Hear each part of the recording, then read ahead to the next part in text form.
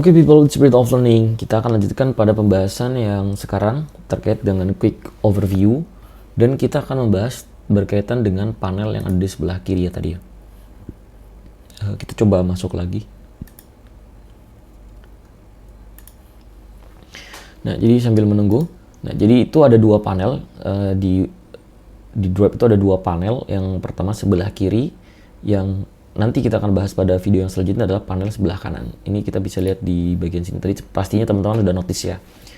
Nah, ini adalah panel sebelah kiri. Saya sebutnya ini panel kiri dengan beragam fungsinya di sini. Nah, yang di sini adalah panel kanan yang akan dibahas pada pembahasan yang berikutnya.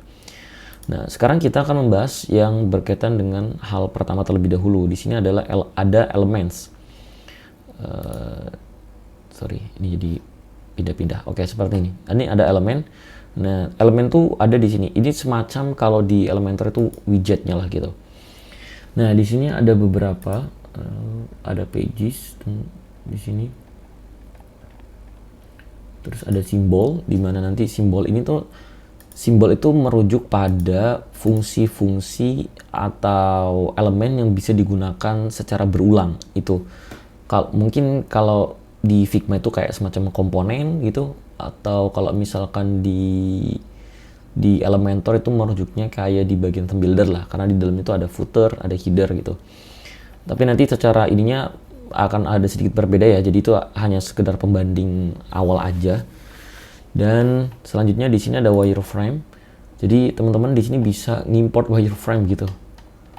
Nah, di sini kalau misalnya teman-teman import, klik, dia akan menambahkan ke halaman yang sedang dibuka di sini. Nah, di sini wireframe artinya teman-teman di sini tinggal di replace aja gitu. Ini. Oke, kita balik lagi. Nah, kemudian di sini ada shapes. Nah, ini yang cukup menarik sih. Ini kalau browse all shapes itu cukup banyak ya, dan ini ada semacam clip path editor. Nah, ini nanti kita akan bahas juga di video-video yang berikutnya. Kita balik lagi. Nah, kalau misalkan biasanya teman-teman harus nyari kayak semacam mungkin provider shapes gitu ya misalkan, atau bikin sendiri di Figma gitu. Nah, ini teman-teman sudah disediakan. Tinggal diklik aja itu akan terimport, dan ini editable ya.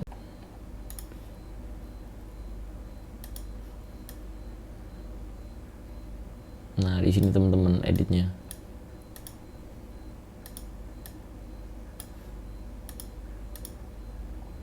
Nah, seperti ini. Teman-teman bisa editnya di situ. Nah, itu terkait elemen bagian shapes. Kemudian ada icon. Di sini iconnya juga cukup bagus ya. Ini saya lebih suka sih ini daripada yang ada di Elementor tuh, karena Elementor tuh iconnya tuh bold gitu. Garisnya tuh terlalu tebel. Dan di sini bagusnya tuh tersedia dari beragam ya. Di sini ada material icons, terus kemudian line awesome icon, kemudian mono icons, cukup banyak lah gitu. CSS icons, ada ZW icons. Nah, ini tinggal teman-teman import aja. Ini wujudnya seperti ini ya. Nah, seperti ini. Oke, kita lanjutkan. Kemudian ada button. Oke, di sini udah dibuatin presetnya gitu ya. Ini udah ada efek-efeknya. Jadi udah ada preset itu udah include sama efek yang ada di dalamnya. Nah, inserting. Ini akan kelihatan tuh kalau di live-nya. Kemudian di sini ada tabs. Nah, ini tab. Kemudian ada card. Ini card itu ya misalkan ini untuk tim gitu. Nah, ini teman-teman tinggal replace aja image-nya nih. Jadi cukup banyak sih komponen-komponennya ya. Form. Ini udah didesainkan, ada beberapa opsi formnya gitu. Ini yang pakai stepnya. Nah, itu terkait elemen. Nah, kemudian di bawahnya tuh di sini ada layer.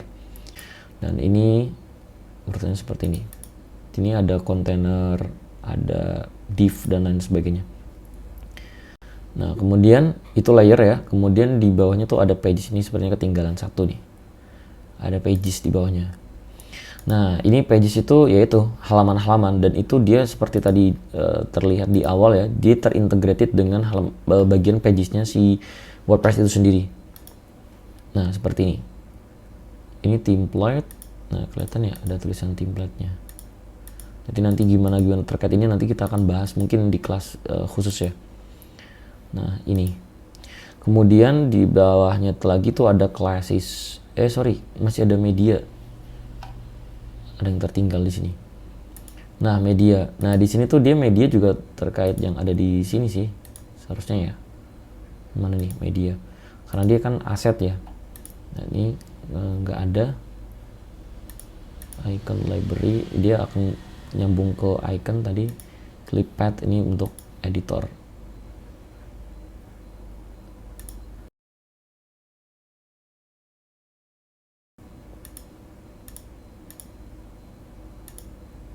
Nah kita coba upload ini deh. Nah ini kita coba cek di sini.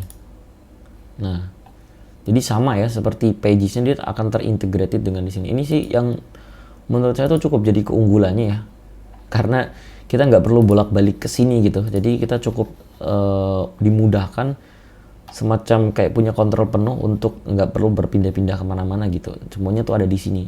Jadi mirip banget seperti Webflow ya. Nah seperti ini, kita pindah pages tinggal ke sini. Nanti ketika buka ini juga dia akan tetap menampilkan bagian ini. Nah kemudian yang berikutnya adalah, oh ini tadi belum diganti, pantesan ini harusnya tuh media salah satunya tuh. Classes. Nah classes ini tuh berkaitan dengan style-style yang merujuk pada satu gaya tertentu ya. Nah ini nih. Nah ini draw page itu isinya tuh apa. Nah nanti dia akan menambahkan ke sini. Jadi kalau misalkan dilihat teman-teman, ini hampir rata-rata web builder yang sekarang berkembang ya. Bricks, kemudian Breakdance, kemudian ada Webflow tentunya yang tadi dibandingkan di awal, dan Elementor versi 4 itu dia mengarah kepada model yang seperti ini. Jadi kalau misalnya teman-teman di sini merujuk, dilihat di sini, dia tuh ada draw page di sini tuh isinya tuh adalah padding dan margin.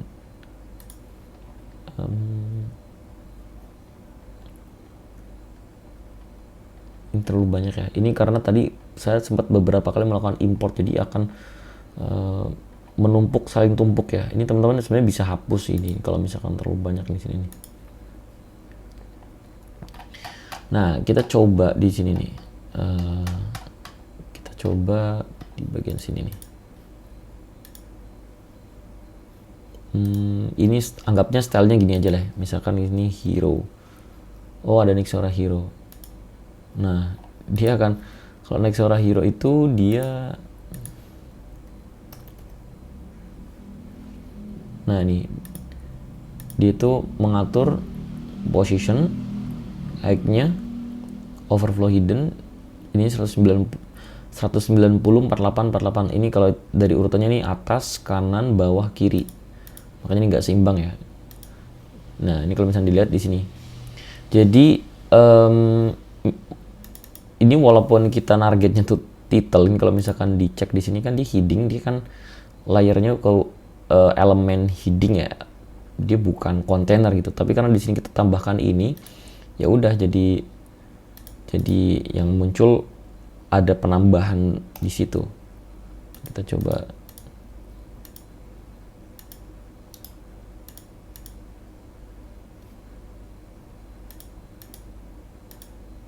Nah jadi muncul penambahan itu.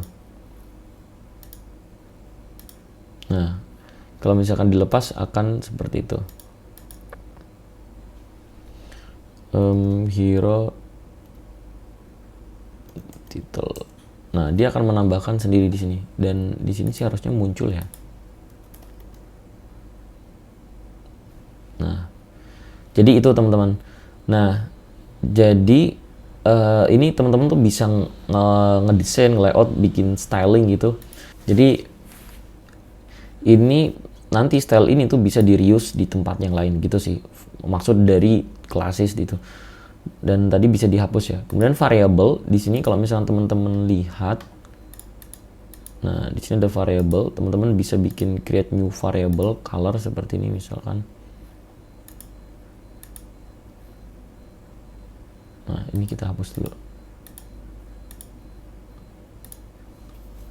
Nah, itu nanti bagian ini itu bisa dimunculkan di bagian yang terkait dengan warna-warnanya ya. Misalkan di sini. Nah, kelihatan kan primary. Jadi tinggal ubah seperti ini.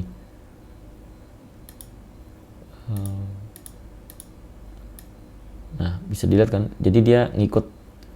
Ini sebetulnya kalau misalkan di Elementor tuh kayak semacam global style-nya lah gitu. Karena kan di theme buildernya Elementor di bagian global style, bagian color maupun font itu dia kan kita membuat beragam opsi-opsi ya dengan penamaan yang bisa kita custom ya. Ada yang default kan 4 tapi bisa di custom kalau di Elementor. Nah, ini sama sebenarnya di sini. Nah, teman-teman bisa menamakan di sini, kemudian ganti namanya dan lain sebagainya. Jadi mirip, itu berkaitan dengan variable. Teman-teman bisa bikin variabelnya sendiri. Nah, kemudian yang berikutnya adalah dev mode. Nah, ini yang cukup bagus ya. Ini semacam kayak di Elementor tuh, lagi-lagi saya bandingkan di situ, itu semacam kayak custom code-nya. Kan ada custom code, ada custom CSS-nya. Nah, kalau di sini kayak custom code-nya. Kalau di Elementor dia di fitur pengaturan Elementor setting. Nah, ini semacam itu.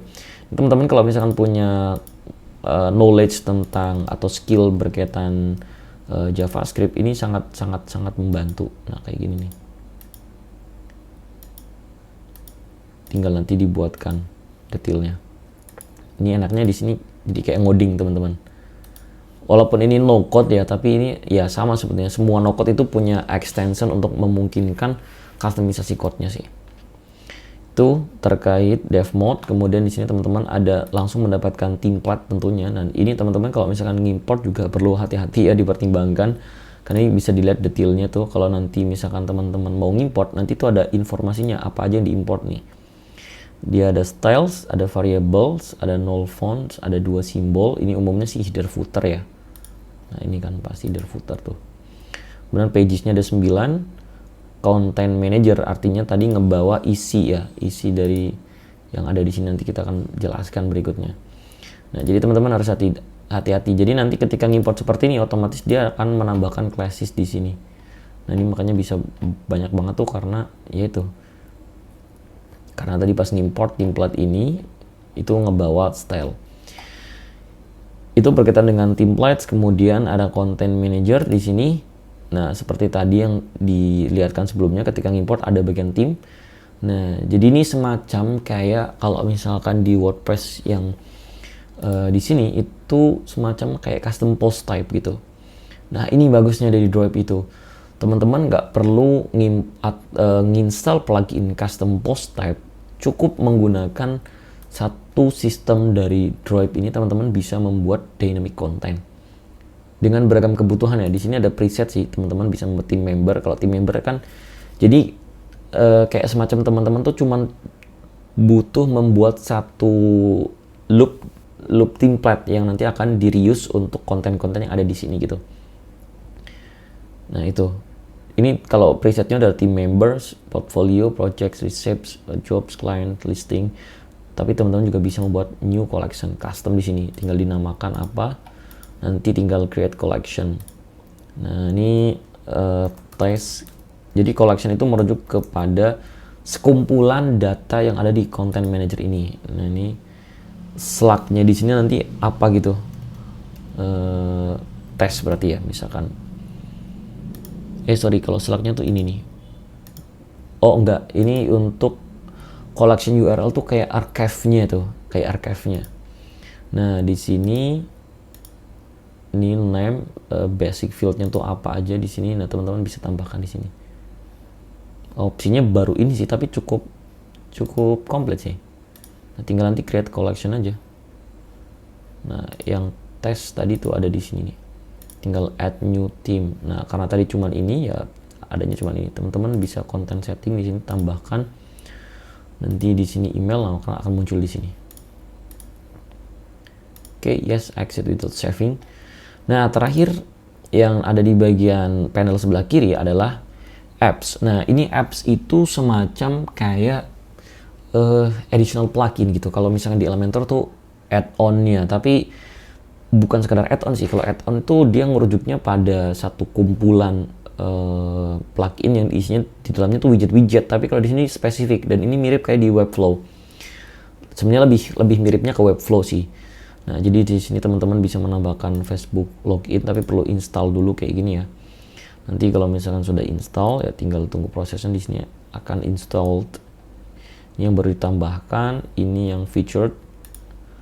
Ya udah, insert. Tapi tentunya kalau untuk ini teman-teman harus melakukan settingan tambahan ya. Dan ini nantinya pastinya berbeda-beda. Jadi ini cukup worth it sih, walaupun belum terlalu banyak sih.